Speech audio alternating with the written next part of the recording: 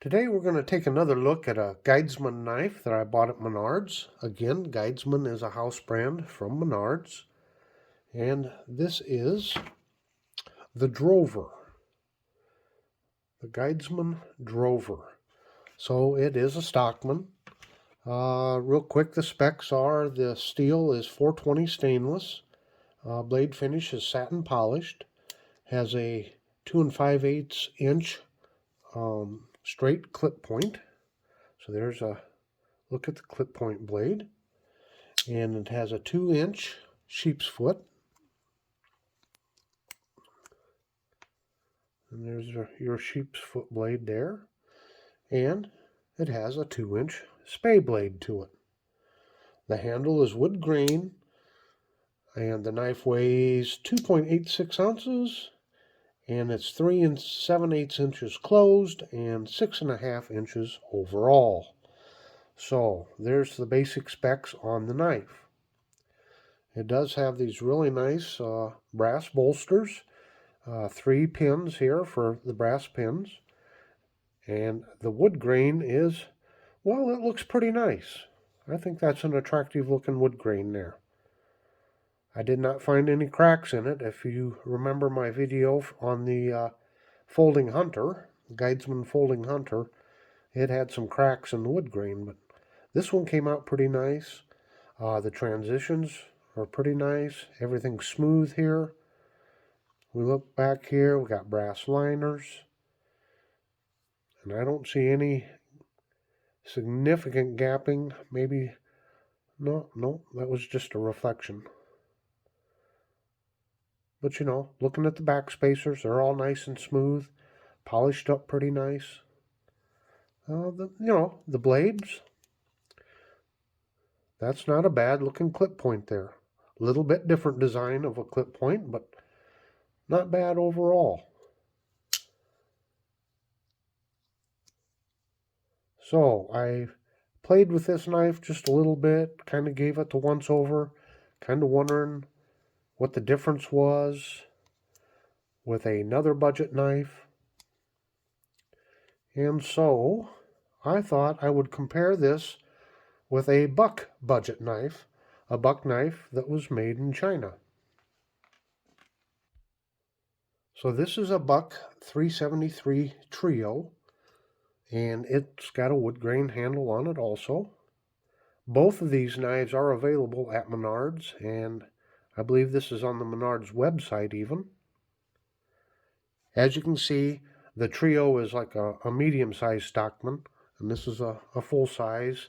I did have one of these full-size bucks made in China, but I gave that away in a giveaway here a few months back in remembrance of my Uncle Ray. I've got to get it replaced. But I thought it would be a fairly decent comparison here. Of course, the difference in size. But as you can see, the wood grain on the buck, and you can see the blades here. A little bit different clip point on the buck. So this one's wider and more full. But I wanted to show what I saw as a difference here, because we often, I even hate to bring this subject up, but we always hear about Chinese junk. Well, these buck knives that are made in China, they're not junk. One can disagree whether we should buy knives from China or support, Chinese manufacturing. I get all of that. That's not the point here. The point is, whether or not where this is made, it is still a good quality knife. And I just checked, and the current price on this was like $26, and I paid $10 for this one with tax. So this buck knife is a little over twice as much as this one here. What I found on the buck Guidesman, or on the Guidesman here, was the pulls are very soft. It's pretty mushy. There's just not a lot of walk and talk to them. That one's very soft there. Now, if you're someone with arthritis or somebody that has trouble opening something with a stiff pull, maybe you would like this. But as you can see, it just doesn't have the snap that this buck knife has. Now, I will caution you, all of these knives are made by the thousands or tens of thousands.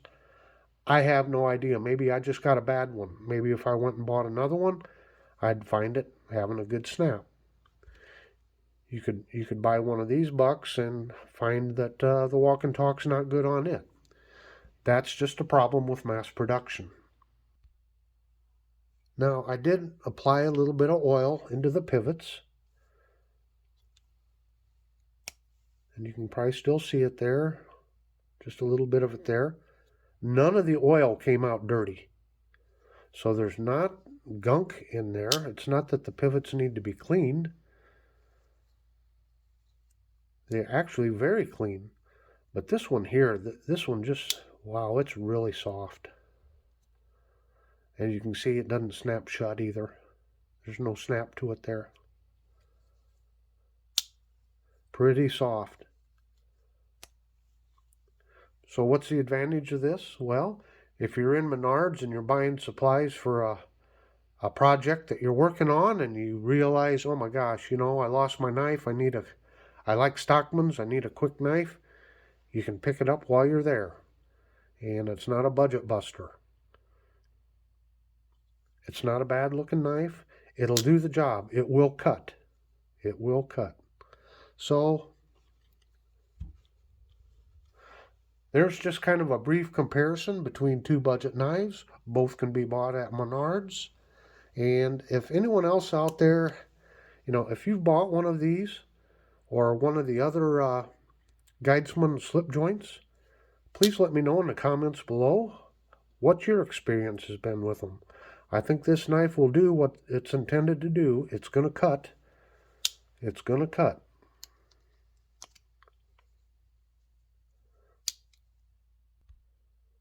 One more thing that I wanted to add, I keep forgetting. I've noticed on some Stockmans, on the back two blades, that the nail nicks on some of them on this middle blade, it is in a position to where you almost have to open this blade up first in order to get to the nail nick to open that blade up. But I did notice they did a really good job on this one. I can access, well, looking through the camera, but I can access that one very easy. So that is one plus to this one. So there you have it, folks. Again, if you have experience with the Guidesman's knives, especially the slip joints, why, please let me know. And until next time, have a very delightful day.